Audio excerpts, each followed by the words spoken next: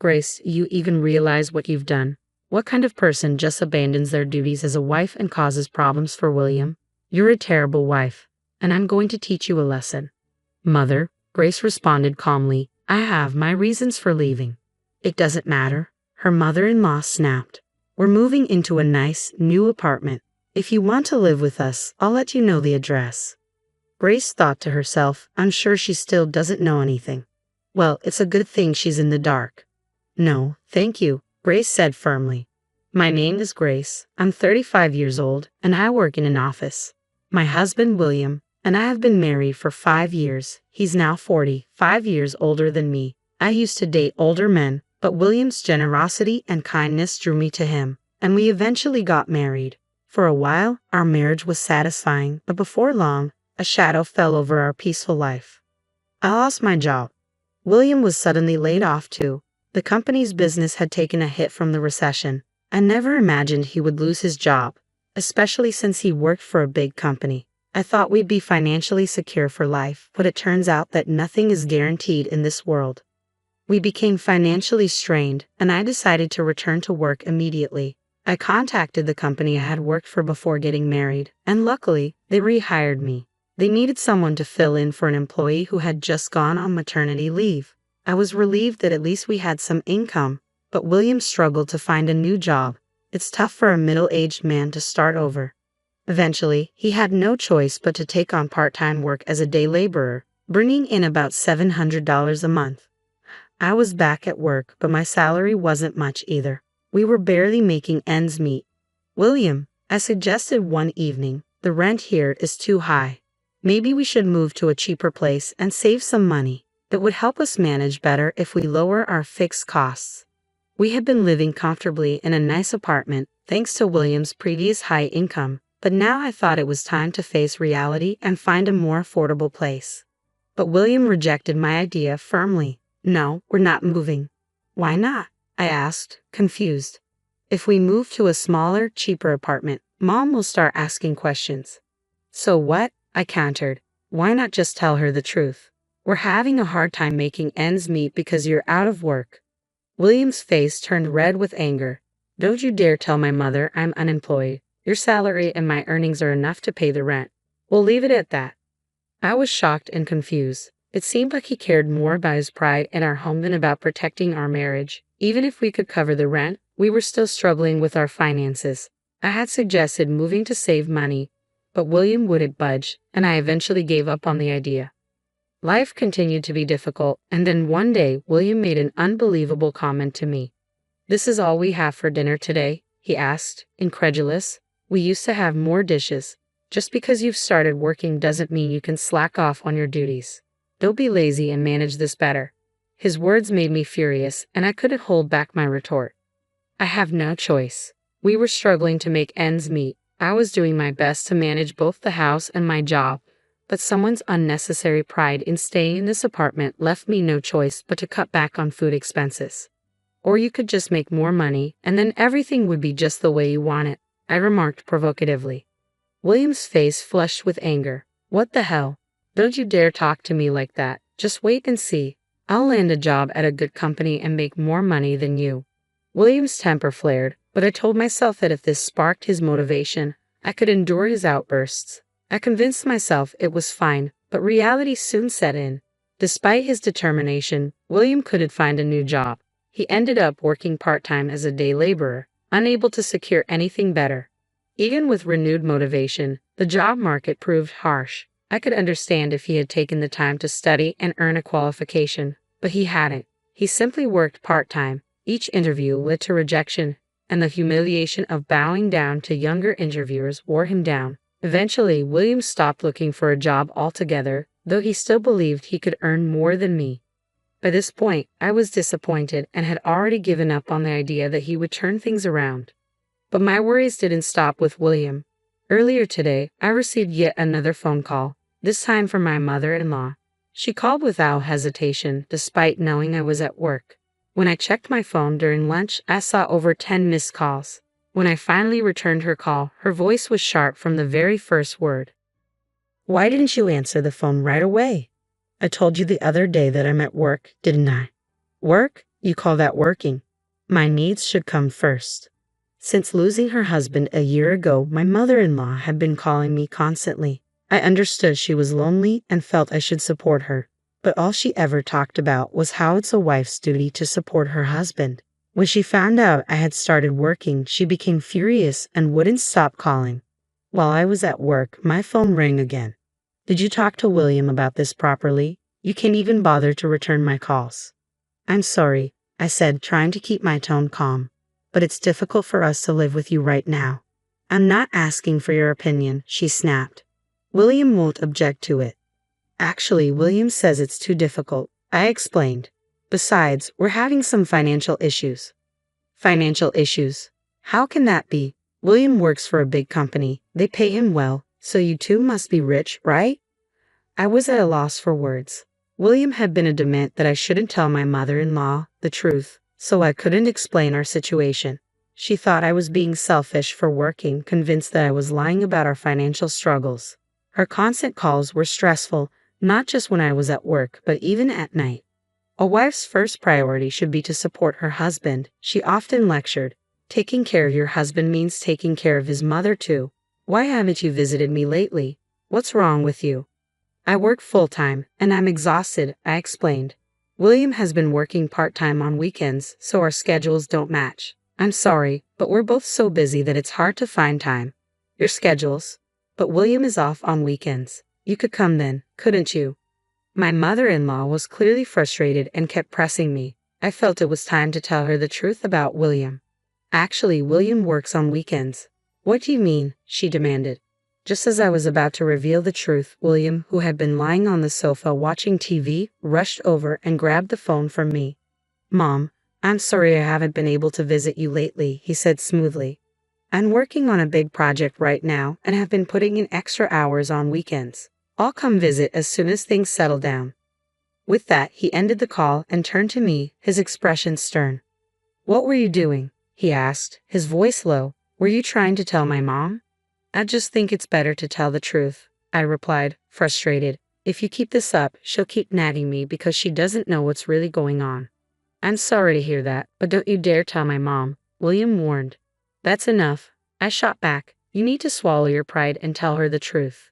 Shut up, I'm the one keeping us afloat, so you should be thanking me instead of talking back, he snapped, then stormed off to his room. I was on the verge of breaking down. The financial strain, combined with the pressure from both William and his mother, had pushed me to my limits. William claimed his part-time job was too demanding for him to do any housework, but he only worked on weekends and one day during the week. I knew he was capable of finding a better job or at least helping out around the house, but he chose not to. How can you do nothing at home and expect me to handle all the chores on top of everything else? I had finally reached my breaking point. I decided to leave for a while and return to my parents' house for a week. I wanted William to experience just how hard it was to manage the household alone. When I told my parents about our situation, they advised me to consider a divorce, but I wasn't ready to give up on our marriage that easily. We had been in love once, and we had been married for 5 years. If I was going to end it, I wanted to be sure I had done everything I could to make it work. After I left, William called me. When are you coming back? Where's my mail? I will be home for a while, I replied firmly. You'll have to do all the housework while I'm gone. Don't be ridiculous. Just come home and do the chores. No, I won't. Now you'll see how hard it is to handle everything on your own. You clean the house, do the laundry, cook. Do it all yourself. It's important for you to understand just how much I've been doing while also working full-time. I ignored William's calls, deciding not to engage. Staying at my parents' house was a relief. For the first time in a long while, I shared the housework with my mom and dad. My mother would say, "You must be exhausted," as she served up home-cooked meals. I felt so grateful not having to do anything, with meals appearing as if by magic. I spent about a week at my parents' house, and honestly, I wanted to stay longer. But commuting from there to my office was challenging. It took an hour and a half each way. Eventually, I thought William must have realized by now how hard it was to manage the housework alone. So I decided it was time to return home.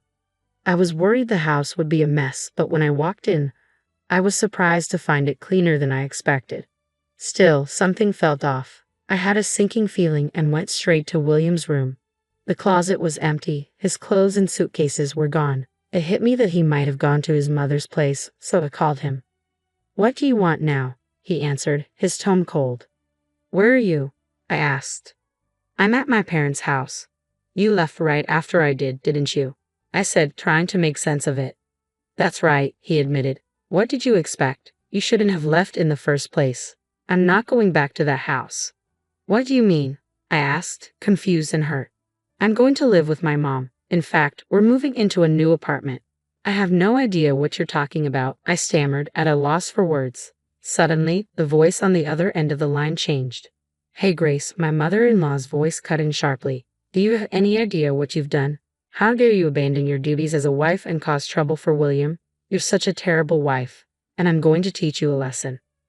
"Mother, I had my reasons for leaving," I tried to explain. "It doesn't matter," she interrupted. "We're moving into a nice, new apartment. If you want to live with us, I'll let you know where it is." I realized she still had no idea what was really going on. This could work to my advantage, but I had to be firm. "No, thank you." "What?" she asked, clearly shocked. I said no. I repeated, "I'm not going." "Are you serious? William is going to live with me. If you don't come here, you'll have to be alone. You've been relying on him, haven't you?" "Don't worry," I replied calmly. "I can manage on my own. If we're not living together, there's no reason for us to stay married. I'm divorcing him." "What?" The word divorce clearly stunned both my mother-in-law and William. Their surprise was palpable through the phone. "Grace, there's no need to mention divorce," William pleaded. "I can't stay married to you anymore," I said, my resolve firm. "I need to get rid of a husband like you as soon as possible." My mother-in-law snapped, "How dare you talk to William like that? We don't want a life with you either, so fine. William, just get the divorce." "No," William protested, but I cut him off. "I'll have the divorce papers ready. You'll regret this, and it'll be too late for apologies." "Same to you," I shot back before the call ended abruptly. I knew they would probably show up with the divorce papers soon, but I was relieved. Things were finally going the way I wanted. William's refusal to change made my decision clear.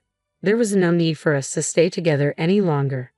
I decided to pack my bags while waiting for my mother-in-law to arrive. A few hours later, she showed up alone. "Oh, William isn't here," she remarked, looking around. "He doesn't need to be," I replied.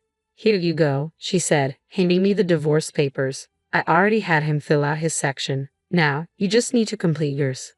As I took the papers, I noticed that William's handwriting looked shaky, as if written with trembling hands. "My William is such a wonderful man," my mother-in-law continued, her voice filled with disdain. "Even with a horrible wife like you, he was reluctant to get a divorce. I'll never forgive you for causing trouble for such a great person. I hope you live a miserable life and regret this." While I filled out my part of the form, she continued her tirade. William's pride had kept him from telling his mother the truth, even at the end. What a pathetic man he was. "What happened to your house? I noticed it's empty. If you want to come back, there's no place for you," she sneered. "I won't be coming back," I responded calmly.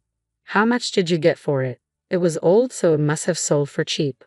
"That's none of your business," I said, tired of her prying. "But since you're so curious, it was about $50,000. Not much, but enough for a comfortable retirement. William will pay for our new apartment," she bragged. "Oh, so you were surprised he got approved?" I asked, raising an eyebrow. "William is a high-class person. It's only natural," she huffed. "So, you put the money in William's account?" I pressed.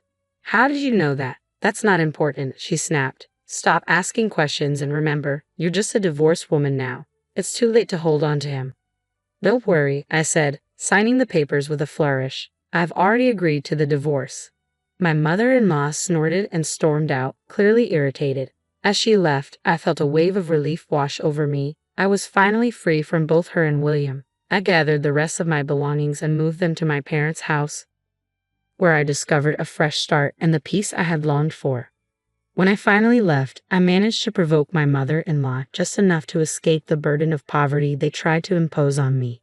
She insisted there was no way I'd get any of William's assets, but I couldn't help but remember the look on William's pale face during our discussions about the division of property. It still makes me chuckle. Then, about 2 years later, I received a call early one morning from an unfamiliar number. Thinking it might be work-related, I answered. only to hear the voice of my ex-mother-in-law.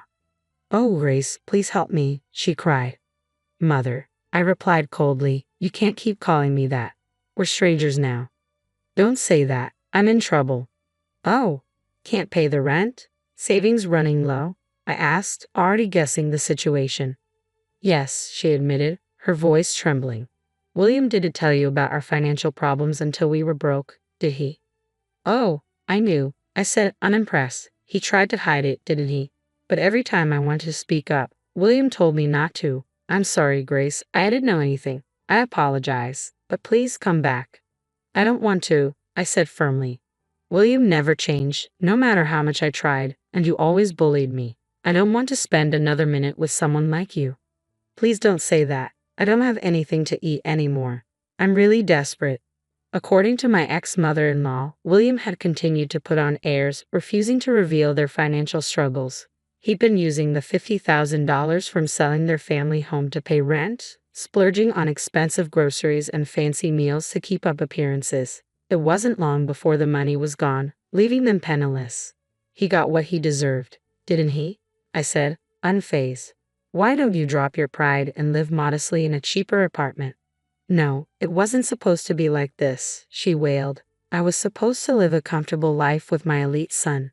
Her cries fell on deaf ears. I quietly hung up the phone and blocked her number, taking the extra step of getting a restraining order just in case. I had no interest in being their crutch anymore. They'd always leaned on someone else, whether parents or children, never learning to stand on their own. I, on the other hand, was determined to live independently. With that resolve, I got my life back on track, focusing on my own happiness and well-being. William and his mother could continue their unbalanced, delusional lives without me. I'm so glad Grace could sever ties with such toxic people. Now she's free to lead an independent life, and who knows, maybe she'll meet a wonderful man in the future. Let's wish her a happy life from now on. Thank you for watching until the end. Please subscribe to our channel if you enjoyed this story. See you in the next video.